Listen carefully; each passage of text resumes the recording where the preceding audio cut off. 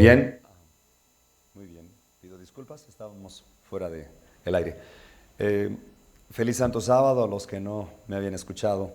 Y bueno, bien, vamos a continuar porque el tiempo apremia. Es poco el tiempo para hablar de 6.000 años de historia y de pecado en este planeta. Dios, el Dios altísimo del universo, tiene que actuar debido a que el hombre se ha apartado de su santa ley.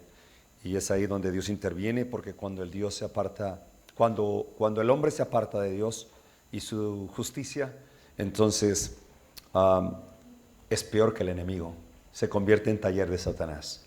Antes de abrir las Sagradas Escrituras, porque el tema que vamos a tratar hoy también tiene que ver con el libro de Daniel y Apocalipsis, el nuevo orden mundial. Entonces vamos, los invito a orar.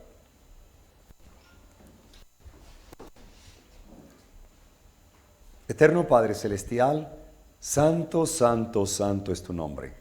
Te damos gracias por la vida y la salud. Gracias, Señor, porque todavía aún un poco de tolerancia religiosa, y te rogamos, Padre, que nos ayudes a contemplar las profecías bíblicas para comprender en qué tiempo estamos viviendo. Siempre has dado un mensaje para cada generación y tú nunca haces nada sin advertirnos lo que vas a hacer. Nos sujetamos a tu justicia, Señor. Aquí tienes un pueblo que no es numeroso, pero sí te podemos decir, Señor, que te reconocemos como nuestro primer amor, que somos tu remanente, los que guardan los mandamientos de Dios y la fe de Jesús, y que no doblarán una rodilla ante Baal. Acompáñanos en el estudio de tu palabra. Te lo rogamos en el nombre sagrado de nuestro bien amado Jesucristo. A Él sea la gloria y la honra por la eternidad de los siglos. Amén. Amén.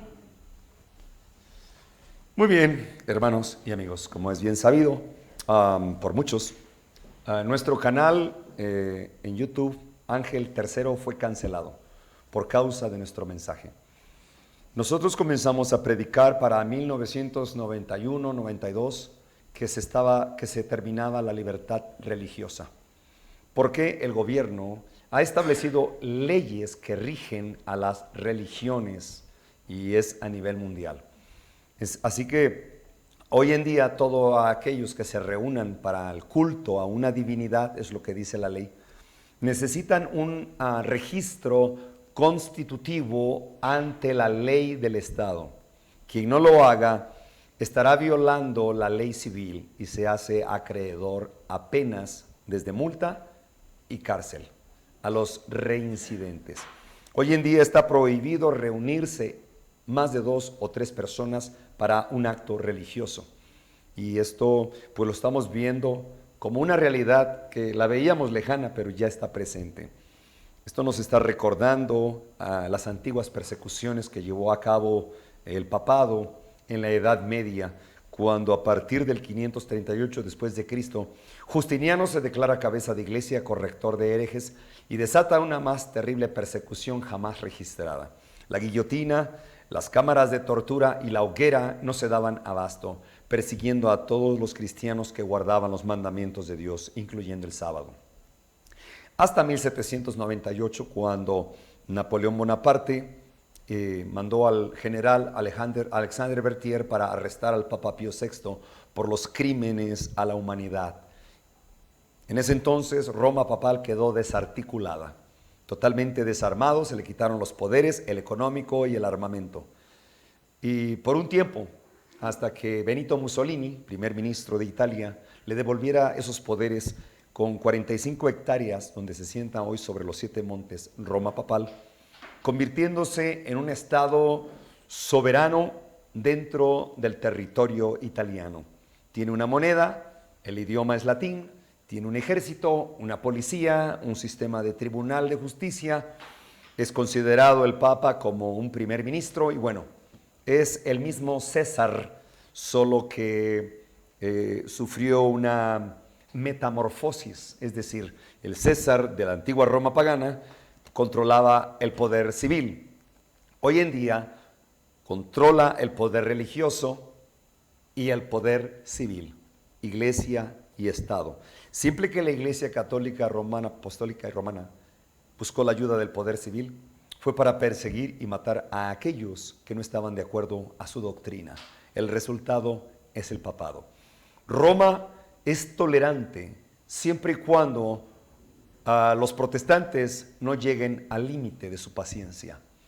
Cuando han adquirido el poder absoluto en la economía mundial, porque ellos controlan la banca central, la banca mundial, el Fondo Monetario Internacional, a todos los gobiernos a través de la ONU, porque hay que recordar que la ONU fue un proyecto de los Rockefeller, quienes donaron el edificio, el terreno donde está el edificio de la ONU.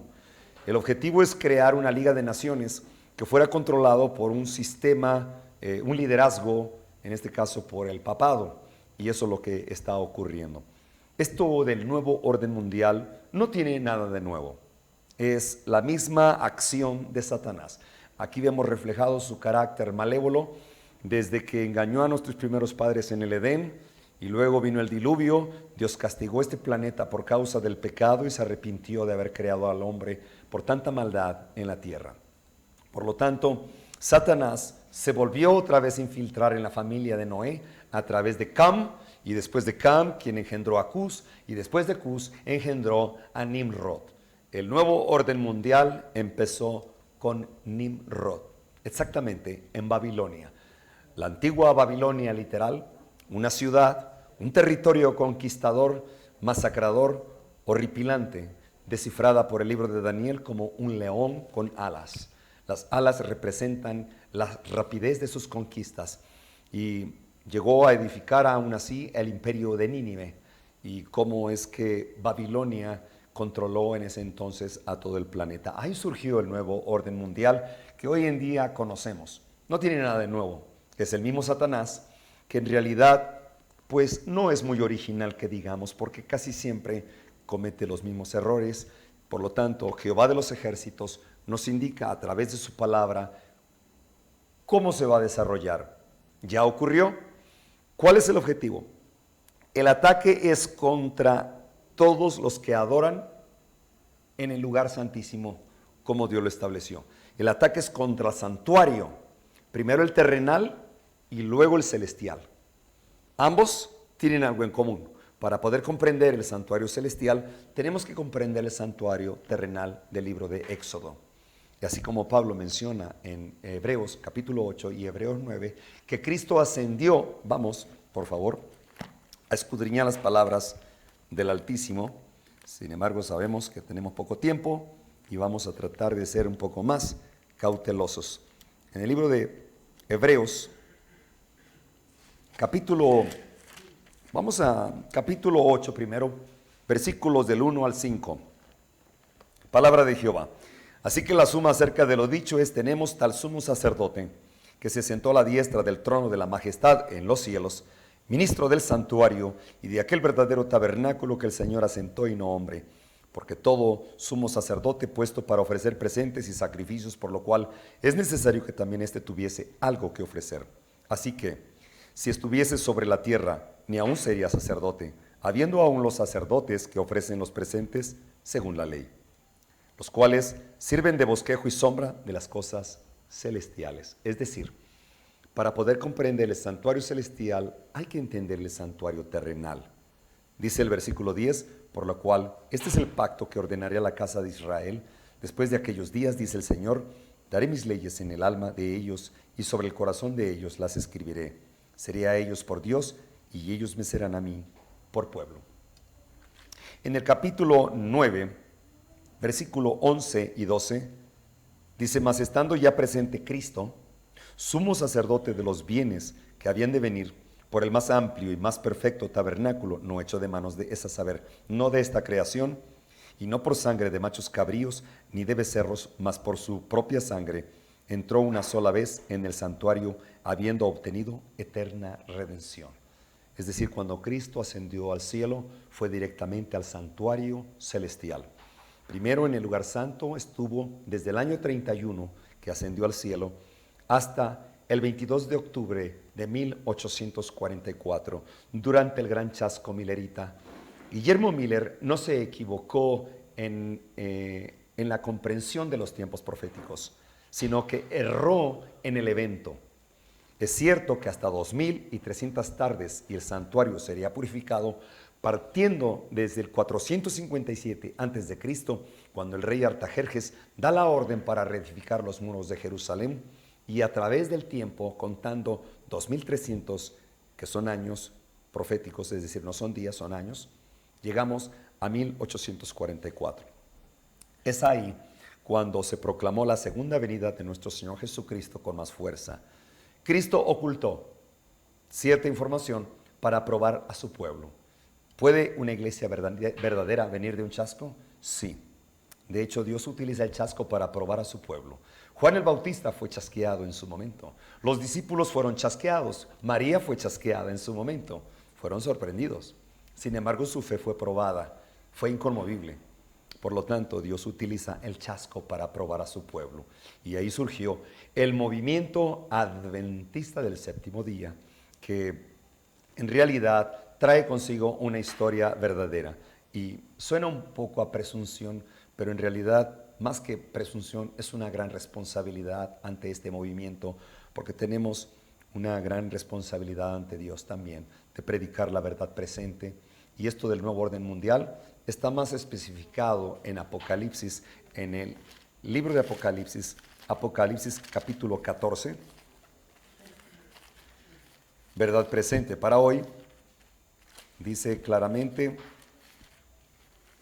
el mensaje angelical del versículo 6, 14:6.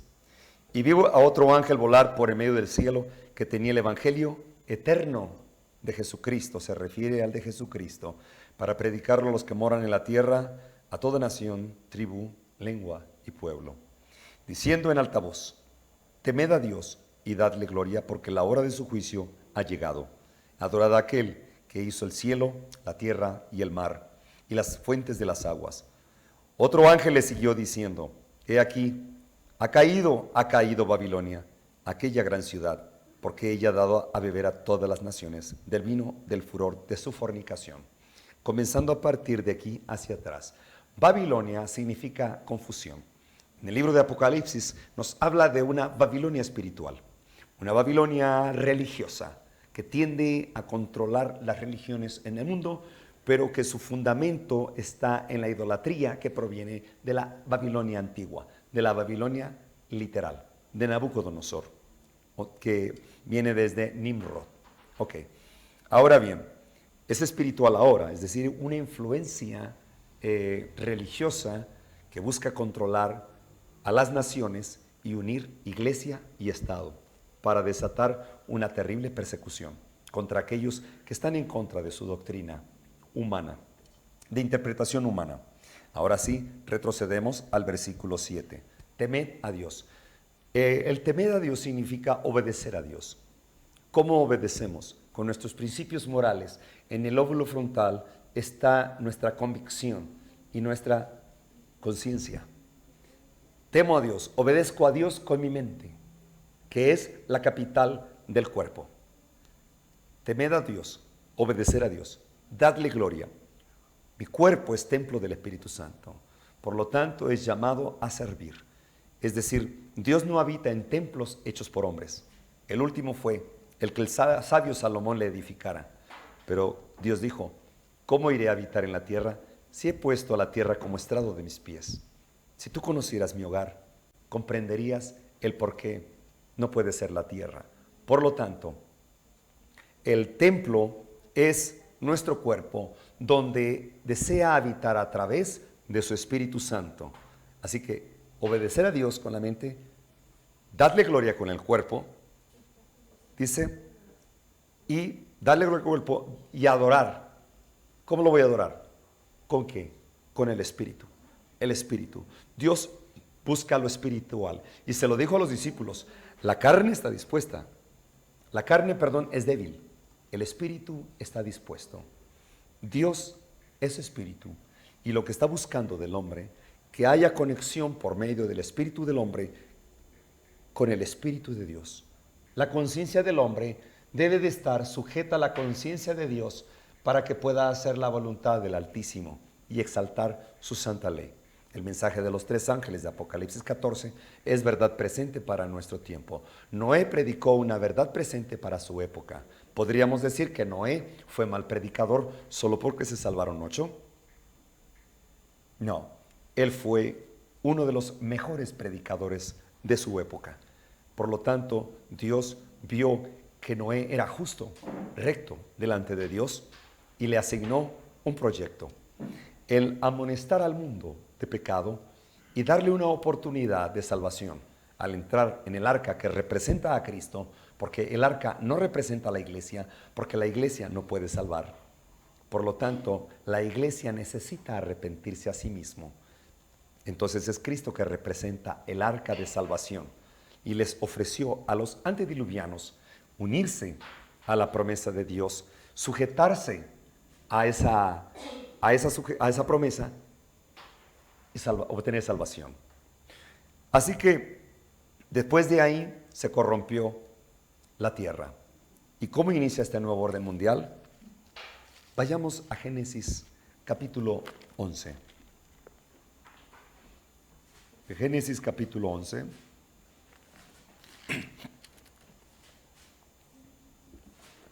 Y dice así, palabra de Jehová. Recordando un poco lo que hemos mencionado, en el capítulo 10, versículo 1 dice, estas son las generaciones de los hijos de Noé, Sem, Cam y Jafet. Más adelante dice que en el versículo 6, que los hijos de Cam, Cus, Misraim, y Fut y Canaán. Más adelante el versículo 8 dice, Cus engendró a Nimrod. Nimrod significa rebelión contra Dios. Este comenzó a ser poderoso en la tierra, fue vigoroso cazador, delante de Jehová, significa en contra de Jehová, por lo cual dice así como Nimrod, vigoroso cazador, delante de Jehová. Nimrod era cazador de hombres. Cualquiera que no estaba controlado por Nimrod era asesinado de una manera terrible, destazado, y sus miembros echados en los ríos. Muy bien, capítulo 11 de Génesis dice, era entonces toda la tierra de una lengua y unas mismas palabras.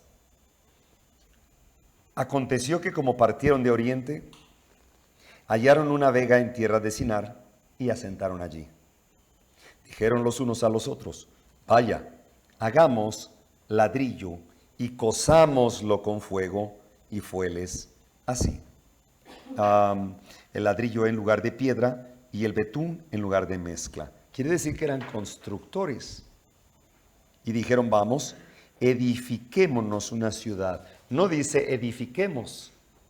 El lenguaje que se está utilizando es de forma egoísta. Dice, edifiquémonos para nosotros. El yo está exaltado ahí, así como Nabucodonosor, ¿recuerdan? Y una torre cuya cúspide llegue al cielo. Y hagámonos un nombre, por si fuéramos esparcidos sobre la faz de la tierra. Cuando dice hagámonos un nombre, Satanás les había inculcado que de alguna manera iban a ser detenidos en ese proyecto por Dios. Por lo tanto, ellos querían darse a conocer por un nombre, es decir, un propósito. Un propósito. Y la torre no era para estar con Dios, sino para guerrear contra Dios. Versículo 5. Y descendió Jehová para ver la ciudad de la torre y la torre que edificaban. ¿Quiénes? Los hijos de los hombres. También menciona la palabra de Dios que los hijos de Dios vieron que las hijas de los hombres eran más atractivas y tomaron más mujeres para sí. Ok. Estos hijos de Dios representan a la descendencia desde Set, que fue sustituto de Abel, y luego a través de Sem, que fue hijo de Noé. Los hijos de Dios son los que obedecen, los que guardan los mandamientos de Dios y tienen la fe de Jesús. Esos son los considerados hijos de Dios, no son los ángeles. Los ángeles, aunque son creación divina, son como ministros de Dios. Son portadores de un mensaje, un ángel es un mensajero. Así que los hijos de Dios se está refiriendo aquí a los que guardan los mandamientos de Dios y la fe de Jesús. Los hijos de los hombres se refiere a la descendencia de Caín y luego después de Cam, hasta nuestros días, los malos, los que están en contra de nosotros.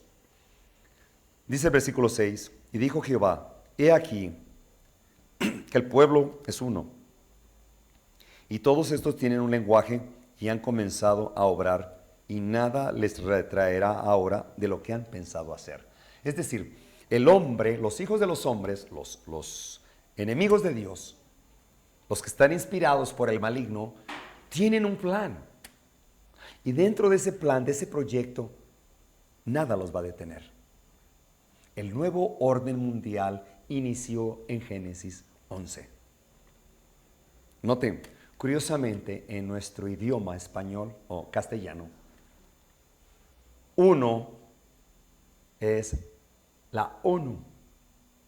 ONU, la Organización de las Naciones Unidas. La Liga de Naciones que está planeada por el papado, el Nimrod moderno, para llevar a cabo esta obra que nada lo va a detener. Hasta que Cristo venga, que es quien los va a detener.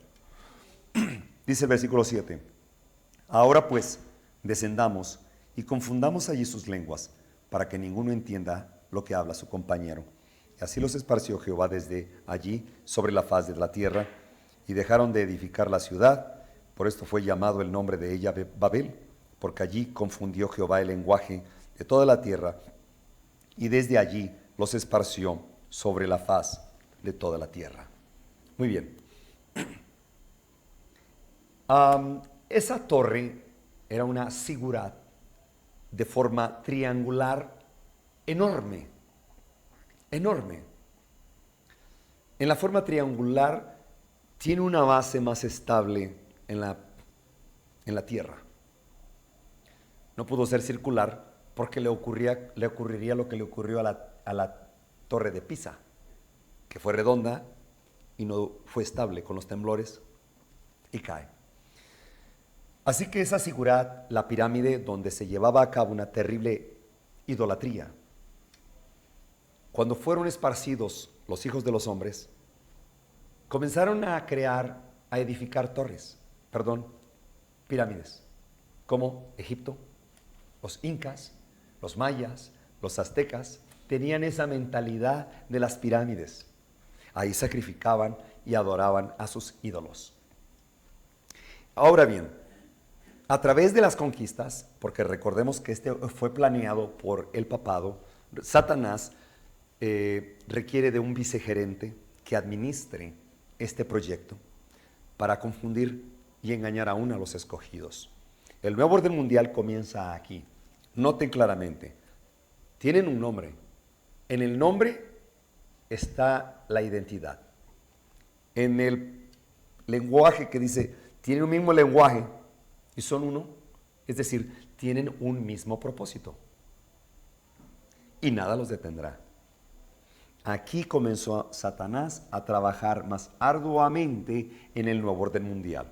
Es decir, perseguir a los cristianos que guardan los mandamientos de Dios y la fe de Jesús y destruir a cuanto más se pueda por odio a Dios y al pueblo de Dios. Así que a través de las Escrituras hemos visto cómo Satanás logra influenciar al pueblo de Dios. Porque la persecución empieza dentro de la iglesia, no afuera. Y así ocurrió. Podremos darle un repaso en unos momentos más a Esther 3, aproximadamente 600 años antes de Cristo. Y ocurre la misma persecución. Pero vamos a explicar ahorita un poco más acerca de lo que representa esta persecución. Satanás viene contra nosotros, viene contra el pueblo de Dios porque está airado contra el pueblo de Dios. Leo del Conflicto de los Siglos. Les recomiendo que lo descarguen si pueden, de la autora Elena G. de White.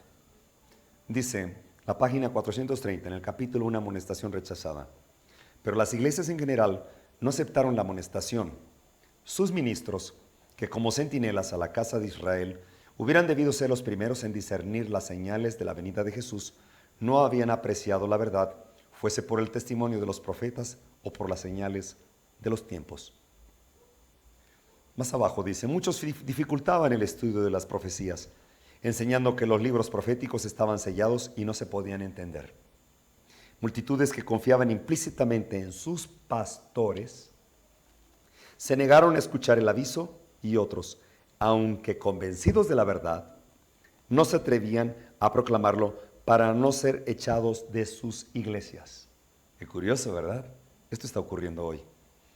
Los lazos que los unían a la tierra eran más fuertes que los que les atraían hacia el cielo.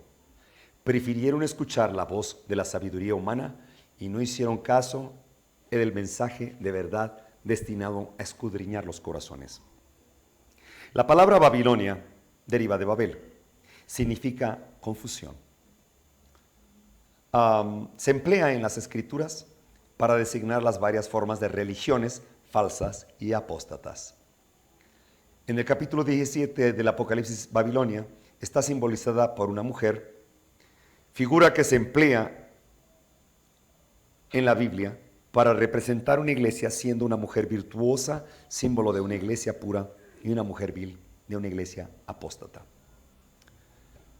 En la Biblia, el carácter sagrado y permanente de la relación que existe entre Cristo y su iglesia está representado por la unión del matrimonio en cuanto a la fidelidad.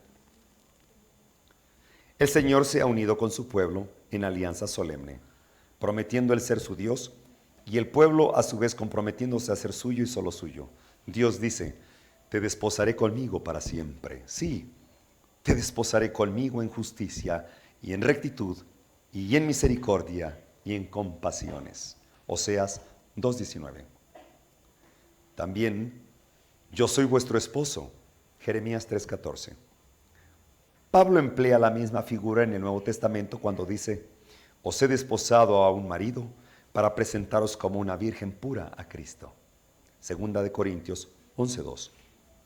La infidelidad a Cristo de que la iglesia se hizo culpable al dejar enfriarse la confianza y el amor que a él le unieran y al permitir que el apego a las cosas mundanas llenase su alma, es comparada a la violación del voto matrimonial. El pecado que Israel cometió al apartarse del Señor está representado bajo esta figura, y el amor maravilloso de Dios que ese pueblo despreció, descrito de modo conmovedor. Te di juramento y entré en pacto contigo, dice Jehová el Señor. Viniste a ser mía. Fuiste sumamente hermosa, prosperaste hasta llegar a dignidad real. Salió tu nombre entre las naciones en atención a tu hermosura, la cual era perfecta a causa de mis adornos que yo había puesto sobre ti. Mas pusiste tu confianza en tu hermosura. Te prostituiste a causa de tu renombre. Y así como una mujer es desleal a su marido, así vosotros habéis sido desleales para conmigo, oh casa de Israel, dice Jehová, mujer adúltera, que en vez de tu marido admites a los extraños. Ezequiel 16:8, 13 al 15, 32, Jeremías 3:20. En el Nuevo Testamento se hace uso de un lenguaje muy parecido para con los cristianos profesos que buscan la amistad del mundo más que el favor de Dios. El apóstol Santiago dice, oh almas adúlteras, ¿no sabéis acaso que la amistad del mundo es enemistad contra Dios? Aquel pues que quisiere ser amigo del mundo, se hace enemigo de Dios. Santiago 4:4. Se declara además que Babilonia es aquella gran ciudad la cual tiene el imperio sobre los reyes de la tierra, en Apocalipsis 17, del 4 al 6. Por su alejamiento del Señor y su alianza con los paganos, la iglesia judía se transformó en ramera. Roma se corrompió de igual manera al buscar el apoyo de los poderes mundanos y por consiguiente recibe la misma condenación. Apocalipsis 14, que anuncia la caída de Babilonia, debe aplicarse a comunidades religiosas que un tiempo fueron puras y luego se corrompieron. En vista de que este mensaje sigue al aviso del juicio, debe ser proclamado en los últimos días y no puede por consiguiente referirse solo a la iglesia romana, pues dicha iglesia está en condición caída desde hace muchos siglos. Además, en el capítulo 18 se insta al pueblo de Dios a salir de Babilonia, de la confusión. Roma papal tiene un proyecto muy satánico llamado el ecumenismo. Ecumenis significa uno solo, es decir, unir a todas las religiones en puntos comunes de doctrina, y a través de las conversaciones y los convenios ha logrado establecer esa relación con los musulmanes, con los budistas, con los musulmanes y los judíos, y también con los evangélicos, presbiterianos, anglicanos, todos en el asunto ecuménico, incluyendo a la corporación también de los adventistas, pentecostales, mormones y testigos de Jehová. Hoy en día están coludidos en puntos comunes de doctrina. El principio está en decir, vamos a predicar lo que nos une, no lo que nos separa. Por lo tanto, hablemos de las cosas en común. Este plan lo llevó a cabo a Satanás a través del papado. Y desde 1302, cuando el Papa Bonifacio VIII declara la primera bula papal. Una bula papal representa una ley autoritaria que tiene que ser obedecida por todos los gobernantes del planeta Tierra. En esa bula declara la unam sanctam ecclesiam, que quiere decir que sin la iglesia es imposible salvarse. Por lo tanto, él en esa bula papal describe claramente que Dios le dio la potestad sobre el cielo, el mar y el infierno. La tierra está considerada dentro del mar porque las aguas son más grandes. Por lo tanto, se establece también la ley marítima. No tengo tiempo de explicar la ley marítima, pero si nos da oportunidad durante estos 8 temas, podremos compartir la ley marítima o la ley del almirantazgo, que la pueden ustedes investigar todavía también en internet. Es un sistema tipo judicial castrense que da autoridad a los jueces y gobernantes que los van a identificar por una bandera que tiene los flecos dorados. Ellos tienen inmunidad, tienen fuero. Ni aún la agencia más poderosa de la CIA o el FBI puede arrestarlos si están amparados por la bandera de la ley marítima. Cada gobierno tiene ley marítima. Son leyes que rigen al Estado, pero desde el principio moral del Código de Derecho Canónico. Esta ley establece acerca de la personalidad jurídica, que ellos son las que definen, que ellos son la representación de la personalidad jurídica, y ellos deciden quién es persona moral, quién es persona física, y de ahí las corporaciones o incorporaciones, que son una empresa, la cual para nuestros días convertiría a todas las religiones en una empresa del Estado, sujeta a derechos y obligaciones bajo un acta constitutiva. Bien, en México la Corporación Adventista la firmó en 1993. Y de ahí se sujeta a derechos y obligaciones, con la cual prohíbe predicar el mensaje de los 3 ángeles, este mismo que estamos predicando. Jamás lo van a escuchar en una iglesia como asociación religiosa. Bien, en esta ley marítima, el Papa Bonifacio VIII establece que como él es Noé, él puede repartir la tierra a quien él la decida, a quien él decida, pero repartirla en forma de préstamo, porque con la mentira de que Dios le entregó la potestad, así como a Noé en su época también le entregó una ley marítima sobre los mares por lo del diluvio. Por lo tanto, el papado recibe también esa autoridad como la de Noé, y que todos los gobiernos de la tierra quedarían sometidos a las leyes del papado. Esto no le agradó al rey Enrique III de Francia, con la cual desató una terrible persecución contra Bonifacio VIII y el pueblo italiano lo protegió. Bien, después vendrían otras bulas, como la Pontifex Maximus, como la Aeternis Regis. Estas bulas son leyes que se escribían todavía antes del siglo XIV en piel de niño, en piel humana, y escrita con sangre del mismo niño que supuestamente le devolvía vida a ese documento. Esas bulas están archivadas en los sótanos del Vaticano. No cualquiera tiene acceso a ellas. Ya después del siglo XVI comenzaron a utilizar pergaminos, el papiro, para poder llevar a cabo sus bulas, sus leyes. Hay una historia terrible detrás de estas bulas que sería bueno comprenderlas porque son autoritarias y son criminales que se oponen al plan de Dios.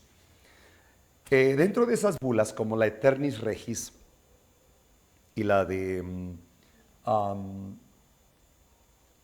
Pontifex Maximus, convoca a los reyes de la tierra, en este caso Pablo III, convoca a la corona española y la corona portuguesa para que se unieran a la instrucción papal para conquistar todo el continente americano.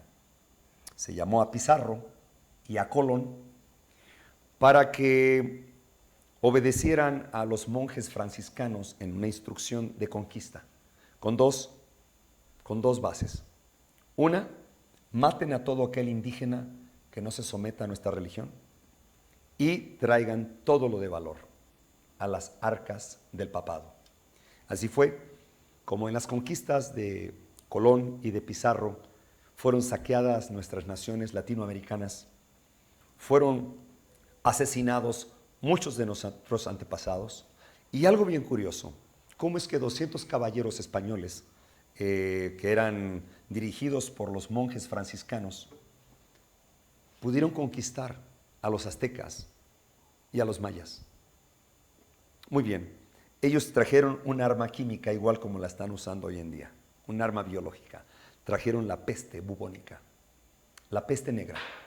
Ellos dejaron caer esta peste aquí, fue que exterminó a gran parte del pueblo indígena maya y azteca.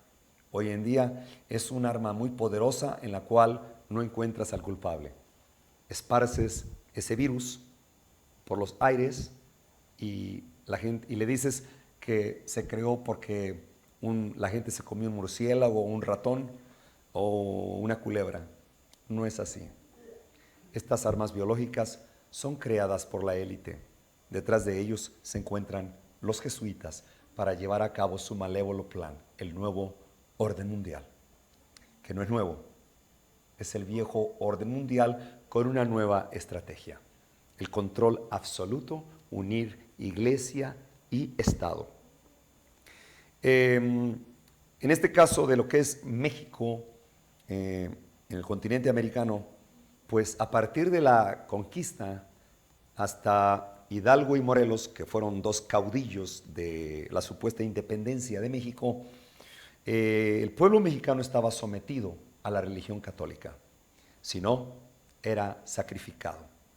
Fueron obligados a convertirse, renunciando a sus ídolos como Quetzalcóatl, Huitzilopochtli, Tlaloc, entre otros, y adoptarlos como lo que son ahora las imágenes de San Judas, Guadalupe, y solamente fueron transferidos. Por lo tanto, Hidalgo y Morelos, José María Morelos y Pavón, y Miguel Hidalgo y Costilla, eran dos sacerdotes jesuitas. Un sacerdote jesuita no obedece al cardenal o al obispo, obedece directamente al Papa Negro, cuyo Papa Negro es conocido por su sotana negro, y el actual es Arturo, se me va su apellido, a ver si lo encontramos ahorita en un momento. El antiguo era Nicolás Pachón, y hoy en día hay un papa nuevo el cual está en control de todo, y por primera vez tenemos un papa jesuita, por primera vez en la silla papal, un papa jesuita, cuando La orden jesuita fue levantada en 1540 por el supuesto Ignacio de Loyola con un objetivo: controlar la educación, formar las conciencias de tal manera que todos fueran lavados del cerebro. Y así fue. Exactamente para 1517 el movimiento protestante, promovido en este caso, que Dios le dio un gran mensaje a Martín Lutero para poder levantar la obra protestante, y fue llevado ante el tribunal del concilio, frente al rey Carlos V. En este caso, aunque llevaba un salvoconducto de los príncipes de los Países Bajos, pues el papado intentó matarlo inmediatamente porque no pudo convencerlo de que se retractara de lo que había escrito en las 95 tesis que corregían a la falsa doctrina papal. Y así fue como se desarrolló la protesta. En México, pues fuimos sometidos por este sistema católico, hasta que los norteamericanos se preocuparon por esta conquista e influencia jesuita y desarrollaron, obviamente, la masonería operativa, que comienza en 1776 a través de un jesuita, Adam Weishaupt, en Bavaria, Alemania. Y es así como se promueve con mayor fuerza en Francia, se mueve de ahí toda Europa y finalmente logra fundar Estados Unidos, las 13 colonias, bajo la Constitución republicana. Y es así como surgen las 13 colonias y Estados Unidos se encuentra en las profecías, y ahora cumple un papel muy primordial en las profecías de Apocalipsis 13. Ya vamos a ver cómo. No quiero adelantarme. Entonces, México comienza a promover un Estado laico, separación iglesia del Estado. Vienen las leyes de reforma, la ley de 1857 de las leyes de reforma, en la cual se establece que todo hombre es libre de profesar la religión que mejor le convenga, siempre y cuando no atente contra las leyes del Estado. A partir de ahí comienza la tolerancia religiosa, hasta fue en 1993 cuando Salinas de Gortari establece la Ley Federal de Religiones. Es ahí donde se termina el Estado laico. Sin laicidad no hay democracia. Un país que no posee separación iglesia del Estado no puede ser democrático. Y ahí terminó. Se establecen leyes nuevas que sujetan a la religión ante las leyes del Estado, limitan nuestras garantías individuales y nuestra libertad de conciencia se ve amenazada. Por lo tanto, nosotros, el remanente, nos vemos en la forzosa necesidad de desobediencia civil. Objeción de conciencia. Una desobediencia civil porque, aunque Pablo dijo que deberíamos de obedecer a las leyes del Estado, dice también que es necesario obedecer a Dios antes que a los hombres. Y cuando el hombre intenta dominar mi conciencia en asuntos de religión, tengo que desobedecer al hombre. Y eso trae consecuencias, una terrible persecución, multas, cárcel y próximamente hasta la misma muerte. Pero el que ama su vida la perderá, pero el que la pierde por amor a Cristo la ganará para siempre. Dentro de estos temas que hemos estado predicando, pues hemos visto muchos obstáculos.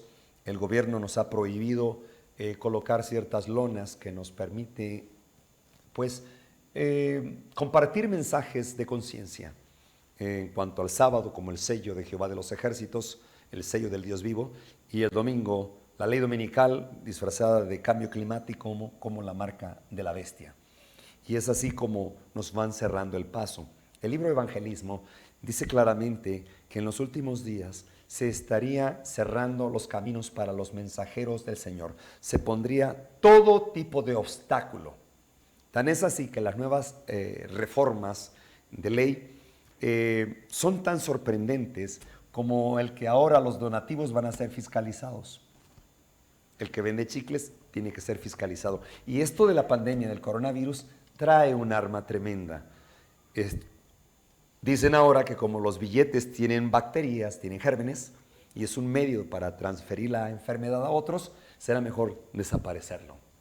Bien, el dinero hay que reconocer que es anónimo.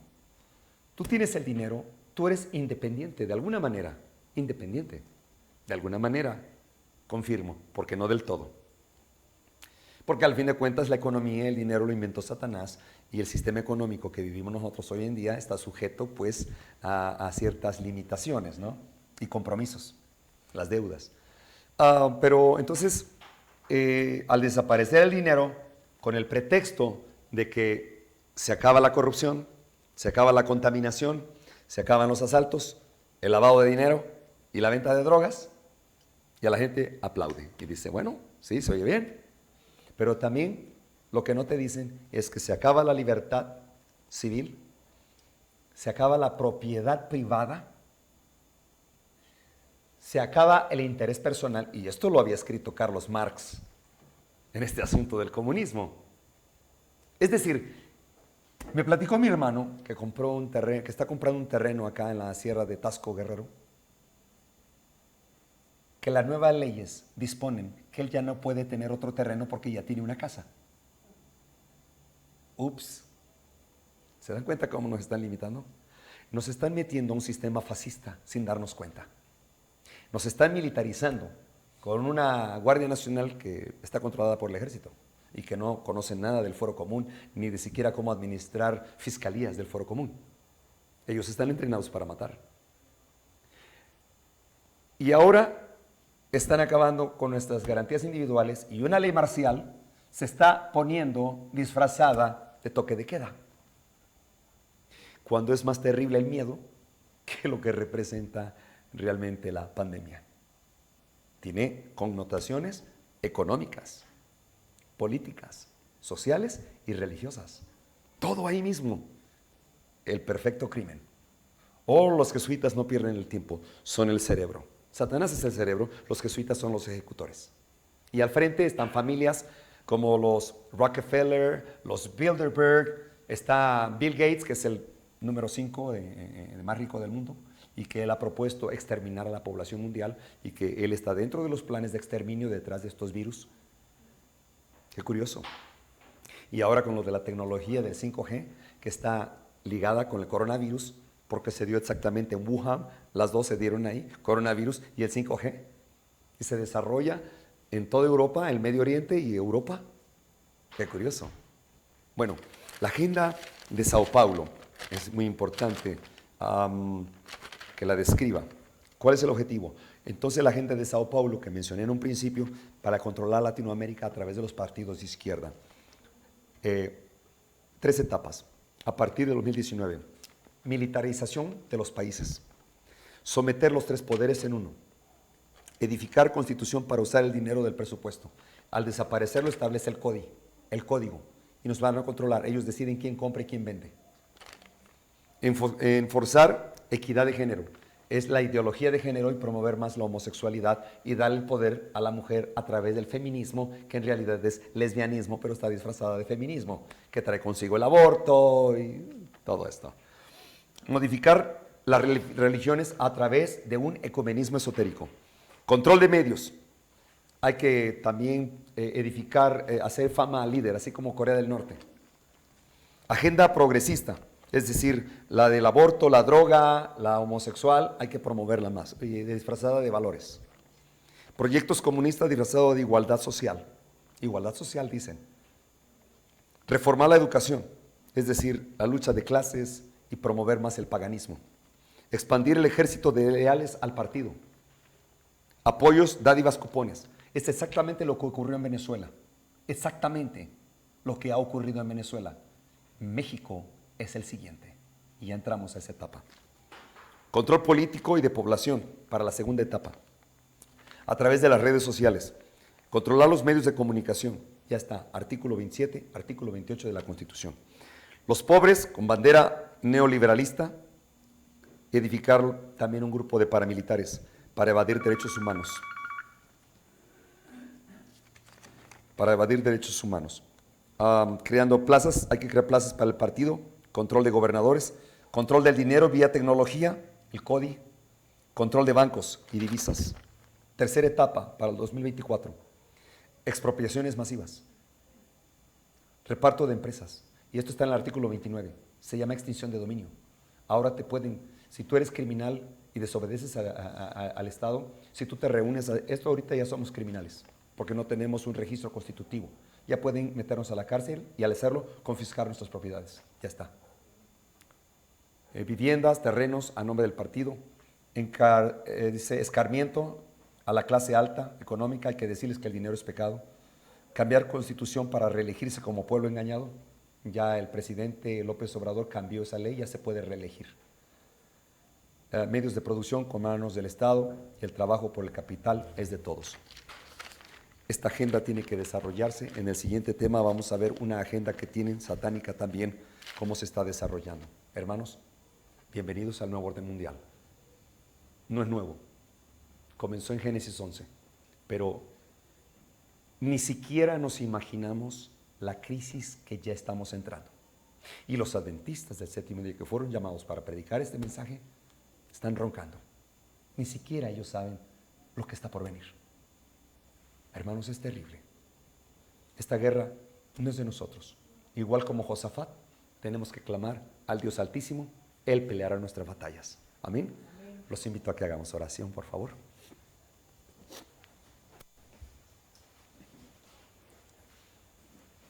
Eterno Padre Celestial, santificado es tu nombre.